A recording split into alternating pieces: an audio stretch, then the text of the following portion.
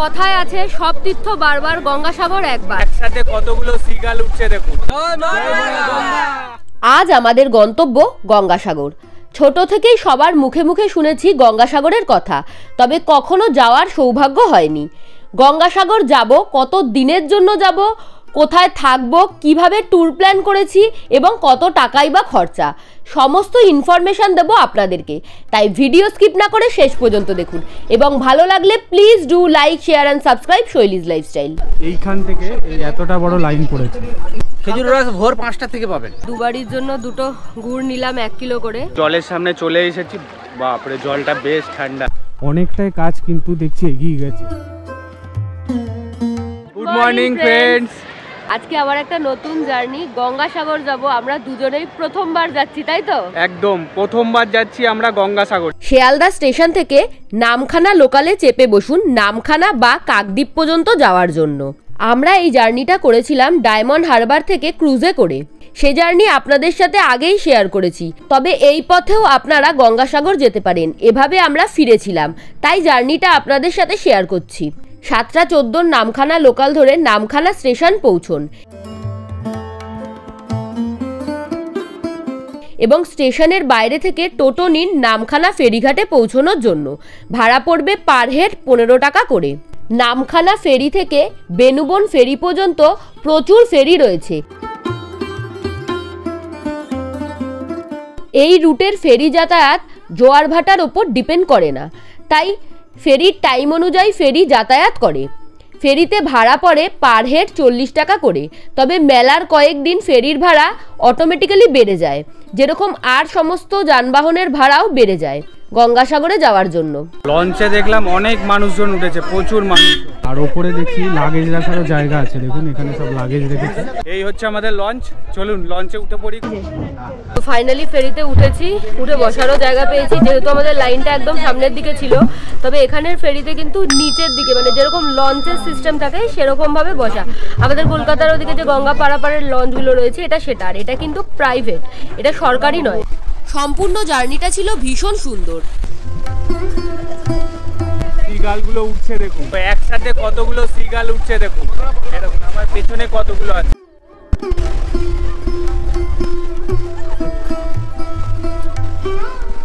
সামনে একটা আইল্যান্ড দেখা যাচ্ছে দেখুন।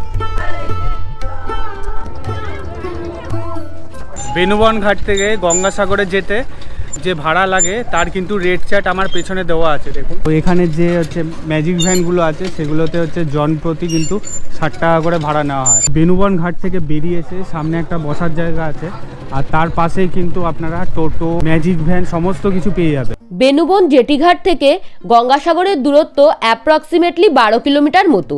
সময় লাগে আধ ঘন্টা বা তার একটু বেশি। ভাড়া পড়েছিল পার হেড 60 টাকা করে ম্যাজিক ভ্যানে। এছাড়া আপনারা টোটো বা ম্যাজিক ভ্যান রিজার্ভ করেও যেতে পারেন। এছাড়া আপনারা কাকদ্বীপ থেকে ফেরি পার হয়ে কচুবেড়িয়া ঘাট হয়েও গঙ্গাসাগর পৌঁছতে পারেন। এই পথে ফেরির ভাড়া বেশ খানিকটা কম পড়ে এবং সময়ও বেশ খানিকটা কম লাগে। আমাদের ক্রুজ জার্নির ভিডিও চ্যানেলে অলরেডি আপলোড করা হয়ে গেছে, লিংক আমি ডেসক্রিপশনে এবং আই বাটনে দিয়ে দিচ্ছি, চাইলে দেখে নিতে পারেন এবং আপনারাও সেই পথে জার্নি করতে পারেন। এই জাস্ট নামলাম বাস স্ট্যান্ডে, এখান থেকে একটা টোটো নেব, নিয়ে আমাদের হোটেল পর্যন্ত যাব। এই হচ্ছে গঙ্গাসাগরের যে বাস টার্মিনাসটা, এই যে এখানে সব দেখুন বাস দাঁড়িয়ে আছে, আর তার পাশেই কিন্তু টোটো দাঁড়িয়ে আছে। গঙ্গাসাগর বাস টার্মিনাসের সামনে থেকে কিন্তু আমরা একটা টোটো বুক করলাম। এই টোটোটা বললো পার হেড 20 টাকা করে নেবে। আপনারা কিন্তু এখান থেকে চাইলে পায়ে হেঁটেও যেতে পারেন, বেশিক্ষণ টাইম লাগার কথা না। আমাদের কাছে লাগেজ আছে বলে আমরা টোটো নিলাম একটা। টোটোতে মোটামুটি 5 থেকে 6 মিনিট মতো টাইম লাগে। প্রচন্ড ভিড় রাস্তার দুধারে, এখনই দেখতে পাচ্ছি মেলা মনে হচ্ছে শুরু হয়েই গেছে, এরকম ফিলিং এখানে। চলে এলাম আমাদের হোটেলের সামনে। আমাদের হোটেলের নাম কিন্তু পান্থনিবাস, পুরো বাড়ির মতো একদম হোটেলটা। এই জাস্ট রুমে চেক ইন করলাম। রুমের ভেতরে এমন কিছু আহামরি নেই, তবে একটা রাত বা দুটো রাত কাটানোর জন্য একদম অ্যাপ্রোপ্রিয়েট আমার মনে হয়। আমরা কিন্তু এই রুমটা 1500 টাকা পার নাইট হিসেবে বুক করেছি। আসুন রুমটা আপনাদের সাথে শেয়ার করি। ঢুকে একটু আলোর অভাব মনে হচ্ছে। এখানে একটা বেশ বড় মাপের বেড রয়েছে, যেখানে 3 জন থাকা যাবে। ব্ল্যাঙ্কেট দিয়েছে যেহেতু ঠান্ডার সময় আর কি। এসি রয়েছে গরমকালের জন্য। বেডের পাশেই দুটো চেয়ার দেওয়া আছে, আর এখানে একটা টি টেবিল আছে, আর এখানে একটা ছোট্ট মিরর আছে, আর এখানে আছে হ্যাঙ্গার। হোটেল পান্থনিবাসের আপনাদেরকে ওয়াশরুমটা একটু দেখিয়ে দিই, চলুন। আচ্ছা, ঢুকেই সামনে আছে ওয়েস্টার্ন কোমোড, এদিকে বাঁ দিকে আছে ওয়াশ বেসিন, তার ওপরেই আছে একটা মিরর, এদিকে শাওয়ার আছে, গিজার আছে, এখানে টাওয়ালও দিয়েছে দেখছি, হ্যাঙ্গার দেওয়া আছে। এই ব্যালকনি বা করিডোরের মতো এই প্যাসেজটা যেটাই বলুন এটাকে, তো এই জায়গাটা কিন্তু ভীষণ ভালো লাগছে। আশেপাশে ভীষণ গ্রিনারি দেখতে পাচ্ছি, সবুজে ঘেরা, তার মাঝখানে দাঁড়িয়ে থাকতে খুব ভালো লাগছে। হোটেল আমরা ভিডিও দেখে বুক করেছিলাম, কারণ এই সময় কতটা হোটেল পাবো না, কতটা ক্রাউড থাকবে, তাই জন্য একমাত্র শুধু যদি তীর্থ করতে আসছেন, এই মেন্টালিটি নিয়ে আসেন, তাহলে গঙ্গাসাগরের কোনো হোটেল বা আশ্রমে এসে স্টে করবেন। আদারওয়াইজ সকালে এসে বিকেলে ফিরে যাওয়ার প্রচুর অপশান রয়েছে, সেইভাবে এসে তীর্থ করে ফিরে যান। 1500 টাকা করে আমরা রুম নিয়েছি, এবং মেলার সময় নাকি এই রেট বেড়ে 4 থেকে 4500 টাকা হয়ে যায়। রুমে ঢুকে একটু ফ্রেশ হয়ে চলে এসেছি এখন খাবার খেতে, কারণ প্রচণ্ড জোরে খিদে পেয়ে গেছে। এখানে দেখি কি খাবার পাওয়া যায়, কোনো ভাতের হোটেল পাওয়া যায় কি না। আচ্ছা, হোটেলের নাম হচ্ছে সদ্গুরু কপিলানন্দ হিন্দু হোটেল। আমাদের যে হোটেলটা সেখান থেকে 5 মিনিটের হাঁটা পথে এই ভাতের হোটেলটা পেলাম। এখানে আমরা দুপুরের খাবার খেতে ঢুকবো, তো চলুন দেখি কি খাবার পাওয়া যায়। ভেজ থালি নিয়েছি, প্রথমেই শুক্তো দিয়ে গেছে, ভাত, শুক্তো, আলু ভাজা, ডাল, আর একটা তরকারি থাকবে বললো। 60 টাকা দাম নিল, তাই তো? ফুলকপি আলুর তরকারি থাকবে। তরকারিটা অবভিয়াসলি সিজনাল। এখন খাওয়া শুরু করি, কারণ প্রচণ্ড খিদে পেয়েছে। আর লাস্টে থাকবে পাতে চাটনি, দেখা যাক কীরকম টেস্ট। ভালোই চলবে। এইখানে কিন্তু পরপর প্রচুর দেখলাম ভাতের হোটেল, তো আমরা যে হোটেলটা দিয়ে খেলাম সেখানে চাইলে খেতে পারেন, বা আশেপাশে অনেকগুলো হোটেল আছে, সেখান দিয়ে চাইলে আপনারা খেয়ে নিতে পারেন। আমি এখন দাঁড়িয়ে আছি কপিলকুটি সাংখ্যযোগ আশ্রমে। আমি একটা রুম ফাঁকা পেয়ে গেছি, 41 নম্বর রুম। কেমন কি ঘরটা আপনাদেরকে একটু দেখিয়ে দিই। রুমে ঢুকেই একটা বড় বেড আছে, লোহার খাট, মোটামুটি 3 জন শুয়ে যেতে পারবেন এখানে। মানে থাকার জন্য বেশ ভালো দেখছি। এখানে একটা ফ্যান আছে, এখানে লাইট দেওয়া আছে, আর এখানে একটা চেয়ার আছে, অ্যাটাচ বাথরুম আছে, এটা দেখে খুবই ভালো লাগলো। এখানে ঢুকেই একটা ওয়াশ বেসিন আছে, এখানে একটা মিরর আছে, শাওয়ার আছে, আচ্ছা গিজারের ফেসিলিটি আছে, এখানে আছে ওয়েস্টার্ন টয়লেট। ওয়াশরুমটা কিন্তু বেশ পরিষ্কার পরিচ্ছন্ন, রুমটাও কিন্তু দেখলাম ঠিকঠাক। এই রুমের ভাড়া কত কি নিচে গিয়ে জানবো, চলুন। আর এখানে বড় একটা ব্যালকনি টাইপের আছে, আর এখানে অনেকগুলো পরপর কিন্তু রুম আছে। আর এইটা হচ্ছে মেন রোড। আরও যদি ভালো লোকেশন বলি তাহলে হচ্ছে এই যে সাগর বলাকার ঠিক অপোজিট সাইডে আশ্রমটা। আমি দাঁড়িয়ে আছি এখন 40 নম্বর রুমে। এটার বেডটা কিন্তু অনেকটা বড় দেখছি। এটাতে মোটামুটি আরামসে 4 জন শুয়ে যেতে পারবেন। এটা খাট দেওয়া এমনি প্লেন, এটার সাথে অ্যাটাচ বাথরুম আছে। এখানে দেখছি ওয়েস্টার্ন টয়লেট আছে, আর সেরকম কিছু নেই। তবে 41 নম্বর রুমটা দেখলাম একটু বেশি ভালো, তো এটা মনে হয় ওনাদের লোয়ার ক্যাটাগরির রুম। ওভারঅল কিন্তু রুমগুলো দেখে বেশ ভালোই লাগলো। তো রুমগুলোর কত কি ভাড়া নেওয়া হয় সেটা একবার জেনে নেবো, চলুন। ম্যানেজার দাদার কাছ থেকে একটু ভাড়াগুলো জেনে নেবো, কত কি ভাড়া নেওয়া হয়। নমস্কার, কপিলকুটি সাংখ্যযোগ আশ্রমের পক্ষ থেকে সকল ভক্তবৃন্দ দেশবাসীকে প্রণাম, আন্তরিক শুভেচ্ছা জানাই। এমনি সারা বছর আপনার রুমের রেন্ট থাকে 500 থেকে 600 টাকা। মঠের নাম্বার আমি স্ক্রিনে এবং ডেসক্রিপশানে দিয়ে দিচ্ছি, আপনারা চাইলে যোগাযোগ করে নিতে পারেন। তবে মেলার সময় এখানে রুম প্রোভাইড করা হয় না। এই কপিলকুটি সাংখ্যযোগ আশ্রমটা কিন্তু 1 নম্বর যে ঘাটটা আছে সেই রাস্তাটাই পড়ে। আচ্ছা, এখানে কিন্তু কপিলমুনি ধর্মশালাও আছে, এখানে চাইলেও আপনারা থাকতে পারেন। সম্পূর্ণ গঙ্গাসাগর জুড়ে প্রচুর হোটেল এবং আশ্রম রয়েছে, আপনারা সেখানেও থাকতে পারেন। বেশ কিছু হোটেল এবং আশ্রমের ফোন নাম্বার আমি ডেসক্রিপশানে দিয়ে দিচ্ছি, চাইলে চেক করে নিতে পারেন। দুপুরে খাওয়া দাওয়া করে একটু রেস্ট করলাম, এখন 4টে মতো বাজে। আমরা এখন যাচ্ছি কপিলমুনির আশ্রমের দিকে। ওটাই তো মেন এখানে দেখার, তো ওটাই দেখবো। তবে এখান থেকে বেশ খানিকটা দূরে, দেখি যাওয়ার পথে কোনো টোটো পাই কিনা। একটা টোটো নিলাম, পার হেড 20 রুপিস করে নিল কপিলমুনির আশ্রম পর্যন্ত। আমরা যে রোডটায় রয়েছি তার পিছনের দিকের রোডে হচ্ছে কপিলমুনির আশ্রম। হাঁটলাম না, দেখি একবার টোটোতে করে গিয়ে ফেরার সময় না হয় হেঁটে ফিরবো। আমাদের যে হোটেলটা ওটা হচ্ছে 1 নম্বর রাস্তায়, আর কপিলমুনির আশ্রমটা হচ্ছে 2 নম্বর রাস্তায়। সবচেয়ে কম খরচে ভারত সেবাশ্রমে থাকতে পারবেন। তবে ভারত সেবাশ্রমে একমাত্র স্পট বুকিংই হয়ে থাকে, রুম অ্যাভেলেবেল থাকলে রুম পেয়ে যাবেন।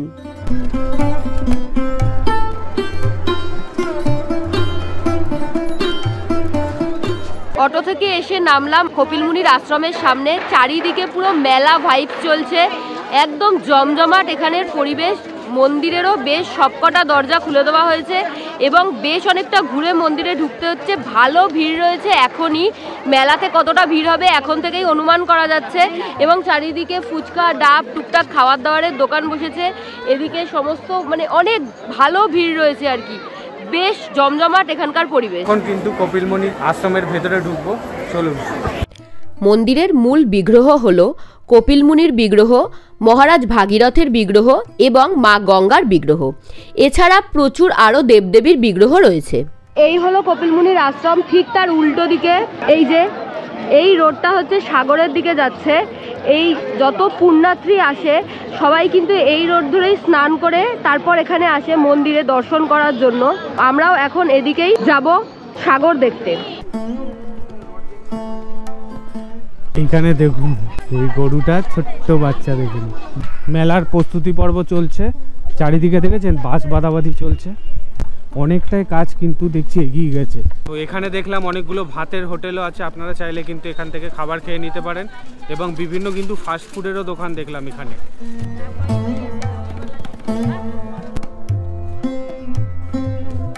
তো আলটিমেটলি সাগর তীরে আসলাম।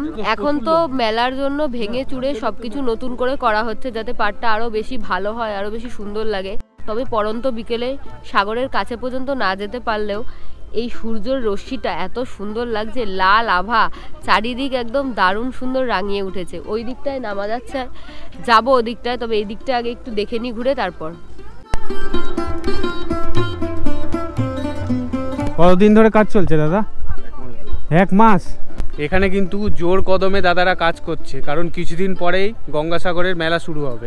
কপিলমুনি আশ্রমের সোজা যে ঘাটটা পড়ে সেই ঘাটে কিন্তু নামা যাচ্ছে না। এদিকে দেখলাম আর একটা ঘাটে নামা যাচ্ছে, সেদিকটা এখন যাব, চলুন। এখানে কিন্তু দেখছি বেশ জমজমাট, মানুষজনের কিন্তু বেশ ভিড় আছে।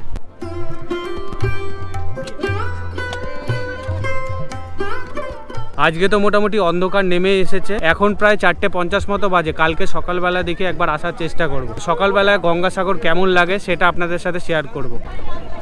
এখানে যে জিনিসটা জানতে পারলাম, এখানে একজন পুলিশ স্যারকে পেলাম, তো ওনার কাছ থেকে জানতে পারলাম আমরা এখন কিন্তু 1 নম্বর 2 নম্বরের যে ঘাটটা সেইখানে দাঁড়িয়ে আছি।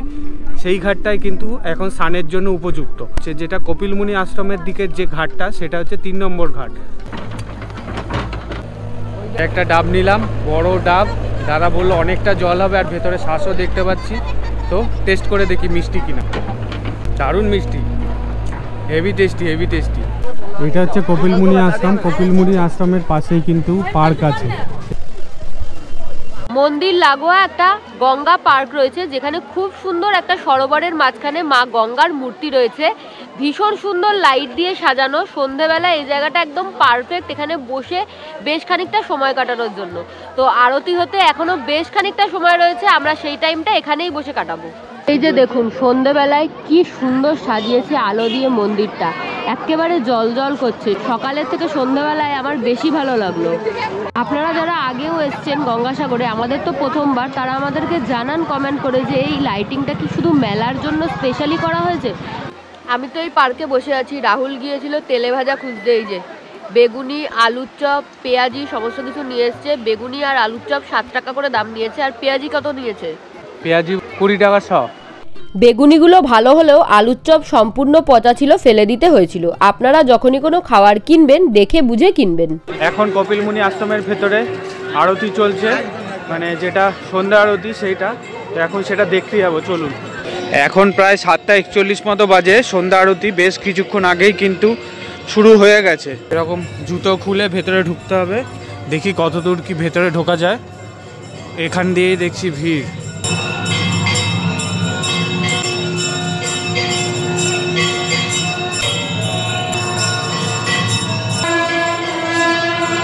সন্ধ্যা আরতি কিন্তু বেশ খানিকটা আগেই চালু হয়ে গেছে।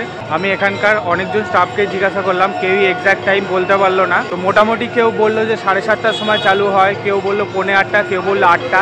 তো এক্স্যাক্ট টাইম বলতে পারলাম না। একটু আগে থেকে এসে মন্দিরের বাইরে বসার জায়গা আছে, সেখানে বসে আপনারা অপেক্ষা করতে পারেন এই সন্ধ্যা আরতি দেখার জন্য। তো এখন নিচ্ছি রাতের ডিনার। কপিল মুনির যে আশ্রমটা আছে তার ঠিক পাশেই দোকানটা, বা আপনাদেরকে যদি বলি যে এখানে যে শিব ঠাকুরের মূর্তিটা আছে তার ঠিক অপোজিট সাইডে এই দোকানটা থেকে আমরা এখন পেটার পরোটা নিচ্ছি।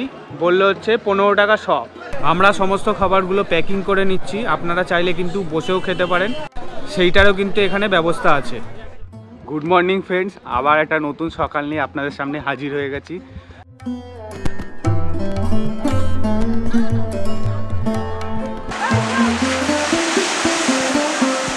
আমি কিন্তু সমুদ্রের পাড়ে চলে এসেছি। প্রচুর পুণ্যার্থী এসেছে এখানে। প্রত্যেক বছর হাজার হাজার পুণ্যার্থী এই গঙ্গাস্নানের আশায় গঙ্গাসাগরে আসে। গঙ্গাসাগরে আসলে গঙ্গাকে স্পর্শ করতে একদমই ভুলবেন না। জলের সামনে চলে এসেছি, বাপরে জলটা বেশ ঠান্ডা। এই জল স্পর্শ করতে কিন্তু একদম ভুলবেন না। শুধুমাত্র এই জল স্পর্শ করার আশায় কিন্তু প্রচুর পুণ্যার্থী এই গঙ্গাসাগরে ঘুরতে আসে। কালকে বিকালবেলায় যখন এসেছিলাম কোনো ঢেউ ছিল না, আজকে কিন্তু ভালো ঢেউ আছে। এখানে একজনের সাথে দেখা হয়ে গেল, উনি কিন্তু অনেক দূর থেকে এসেছে। উনি এসছে দিল্লি থেকে। প্রচুর লোকজন এরকম অনেক দূর দূরান্ত থেকে এসেছে, তো তাদের কাছ থেকে একটু এক্সপিরিয়েন্সটা শুনে নেবো কেমন লাগছে। तो यहाँ पर आके कैसा लग रहा है बोलिए? बहुत अच्छा लगा है। हमने सोचा भी नहीं था कि हम नहा पाएंगे, हमें लगा था बहुत ठंड है, लेकिन ठंड नहीं है, लेकिन हमें बहुत अच्छा लगा। कब आए हो? यहाँ तो हम कल ही आए रात को। अब यहाँ पर कितना दिन का प्रोग्राम है? आज बाद निकल रहे हैं, आज निकल जाएंगे। ठीक है, मजा करिए साहब। এখানে দেখছেন প্রচুর লোক দূর দূরান্ত থেকে এসেছে। কেউ দিল্লি থেকে এসেছে, কেউ মুম্বাই থেকে এসেছে, আর আমাদের ওয়েস্ট বেঙ্গল থেকে কিন্তু প্রচুর লোকজন এসেছে এখানে। বেশ ভালো লাগলো ওনাদের এক্সপিরিয়েন্স শুনে। তো একটু এখানে ঘুরবো, ঘুরে এখন হোটেলের দিকে চলে যাবো। এখানে দেখছেন এরকম চেয়ার দেওয়া আছে। এই চেয়ারগুলো বললো পার চেয়ারের জন্য 20 টাকা করে নেওয়া হয়। কাপড় ছাড়ার জন্য এরকম মানে চেঞ্জিং রুমের মতো একটা করা আছে। কত টাকা করে নেওয়া হয়? 20 টাকা। লেডিস আর জেন্টস? আচ্ছা, এই জিনিসটা দেখে কিন্তু খুবই ভালো লাগলো, কারণ এখান থেকে স্নান করে মানে হোটেল পর্যন্ত যাওয়াটা খুবই চাপের ব্যাপার। কত টাকা করে নাও দাদা ফটো তুলে দিতে? 50 টাকা করে।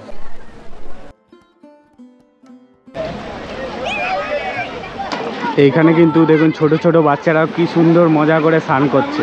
তো আমি সাগরের পাড়ে অনেকক্ষণ আগে এসেছি। এখানে অনেকজনকে দেখলাম এখানে পুণ্য অর্জনের আশায় কিন্তু গঙ্গা স্নান করছে। আমি অনেকজনকেই পেয়ে গেছি এখানে। সবাই কোথায় থেকে এসেছেন? আচ্ছা, কলকাতা, মানে সামনাসামনি গঙ্গা স্নান করলেন? আচ্ছা, এরপরে কি পুজো দিতে যাবেন নাকি? আচ্ছা, কালকে বিকেলে দিয়ে দিয়েছেন। আপনাদের সবারই কেমন লাগছে বলুন? খুব ভালো লাগছে। Thank you. ঘাটের পাড়েই কিন্তু এরকম চা, বিস্কিট, কিছু স্ন্যাক্সও পেয়ে যাবেন। এখানে চাইলে আপনারা কিন্তু ব্রেকফাস্টও করে নিতে পারেন। ঘাটের বাইরে থেকে কিন্তু আপনারা টোটোও পেয়ে যাবেন। একটু এগিয়ে আসবেন, এই যে পাড়ে সব টোটো দাঁড়িয়ে আছে, এই টোটোগুলো করে আপনারা যে হোটেলে থাকেন সেই হোটেলে চলে যেতে পারবেন। সকাল 10টার সময় চেক আউট করার টাইম ছিল, তো আমরা এখন ব্যাগ ট্যাগ নিয়ে চেক আউট করে বেরিয়েছি। চলুন, সকাল থেকে কিছু খাওয়া হয়নি, তাই ভাবলাম চা খাই, কারণ এখন আমরা চেক আউট করে বেরিয়ে যাব হচ্ছে পুজো দিতে। স্নান টান করে বেরিয়েছি, একটু চা খেয়ে নিই। চা খেলে আই গেস কিছু হবে না আর কি। তো একটু চা খাই, তারপর পুজো দিয়ে ব্রেকফাস্ট করব মন্দির চত্বর থেকে। আচ্ছা, হোটেলে থাকার রাতের এক্সপিরিয়েন্স বলি। হোটেলটা মোটামুটি পরিষ্কার, ভালোই থাকার মতো। হাইফাই কিছু না, আহামরি কিছু না, বাট চলে যাবে। দুধটা 7 টাকা করে। তো মন্দির যাওয়ার পথে এখানে গুড় পেলাম, তাই দুবারির জন্য দুটো গুড় নিলাম 1 কিলো করে।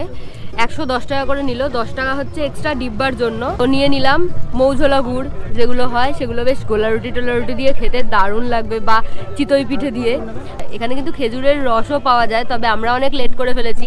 এখন তো খেজুরের রস তাড়ি হয়ে গেছে, তাই আর পেলাম না। যাই হোক, এখন মন্দিরের দিকে যাই, কারণ পুজো দিতে দেরি হয়ে যাচ্ছে। কটার সময় পাওয়া যাবে খেজুরের রস? খেজুরের রস ভোর 5টা থেকে পাবেন। আচ্ছা, ভোর 5টা থেকে তাও কটা অবধি? ও যতক্ষণ রস ভালো থাকবে। আচ্ছা, কতক্ষণ মানে আপনাদের মিনিমাম 9টা পর্যন্ত ভালো থাকে। এইখানে দেখছেন কপিলকুটির সংখ্যাযোগ আশ্রমের পাশেই কিন্তু এই যে দাদাদের দোকান। যদি কেউ খেজুরের রস খেতে চান এখান থেকে এসে খেতে পারেন। অনেকটাই তো হেঁটে চলে এসেছিলাম আমাদের হোটেল থেকে। তো এখন যেদিকে যাচ্ছি মানে মন্দিরের দিকে, এখান থেকে 15 টাকা করে নিল। কালকে থেকে তো যতবার যাতায়াত করেছি 20 টাকা করে নিয়েছে। আজকে অনেকটা হেঁটে চলে এসেছি বলে পার হেড 15 টাকা করে নিলে। আমি লাইনে দাঁড়ালাম, বিশাল বড় লাইন রয়েছে। লাইন আপনাদেরকে রাহুল দেখাবে। আমি লাইন দিয়ে এখন দাঁড়ালাম, রাহুল এখন যাবে ডালা আনতে, কারণ একজন লাইনে না দাঁড়ালে লাইন এত লম্বা যে সারা দিন লেগে যাবে পুজো দিতে। সকাল 6টা সাড়ে 6টা থেকে পুজো দেওয়া স্টার্ট হয়ে যায়, তো আপনারা কিন্তু বেশ অনেকটা টাইম পাবেন পুজো দেওয়ার জন্য। রোদ মাথার ওপর ওঠার আগেই আমার মনে হয় পুজো দিয়ে নেওয়া ভালো। আর এই মন্দিরের কাছে যে গঙ্গার ঘাটটা রয়েছে সেখানে এখন কাজ হচ্ছে, তাই জন্য আমার তো গঙ্গা স্নান করে পুজো দেওয়া হলো না। আপনারা আসলে কিন্তু গঙ্গা স্নান করে তারপর পুজো দেবেন। এই যে এখানে লাইনটা দেখুন, এই পুরো এইখান থেকে এই এতটা বড় লাইন পড়েছে। এখানে যিনি পুলিশ স্যার, যিনি গার্ডে আছে, তাকে আমি জিজ্ঞাসা করলাম, সকালবেলার দিকে বললো বেশ ফাঁকা থাকে, ওই 6টা সাড়ে 6টার দিকে আসবেন, তাহলে কিন্তু একদম ফাঁকায় ফাঁকায় পুজো দিয়ে যেতে পারবেন। এই জায়গাগুলো থেকে আপনারা ডালা সংগ্রহ করতে পারেন। আচ্ছা, ডালা কত টাকা কি স্টার্ট হয় বলো তো একটু? এইটা 50 টাকার আছে বড়দা। আচ্ছা, আর এইটা লাড্ডু, মঙ্গলগড়, নকুলদানা, ফুলদুপ দিয়ে 100 টাকা আছে। এইটা 12খানা মিষ্টি, 10 পিস নাড়ু, মঙ্গলগড়, নকুলদানা, আলতা, সিঁদুর, ফুলদুপ সব দিয়ে 200 টাকা আছে। যেরকম এটার লোকেশনটা কি আছে? 1 নম্বর গেট, ডালা আর্কেড। ব্রেকফাস্ট করতে এসেছি, লুচি আর তরকারি নিয়েছি। এখানে অনেক রকম অপশান রয়েছে, পেটাই পরোটা, আরও অনেক কিছু, ভাত টাতেরও অপশান রয়েছে। এত সকালে, তো এত সকাল নয়, এখন প্রায় 11:30 মতো বাজে। 30 টাকা দাম নিয়েছে। মন্দিরে পুজো দিয়ে ব্রেকফাস্ট সেরে একটা ম্যাজিক ভ্যানে করে আমরা চলে আসলাম বেনুবন ঘাটে বাড়ি ফেরার উদ্দেশ্যে।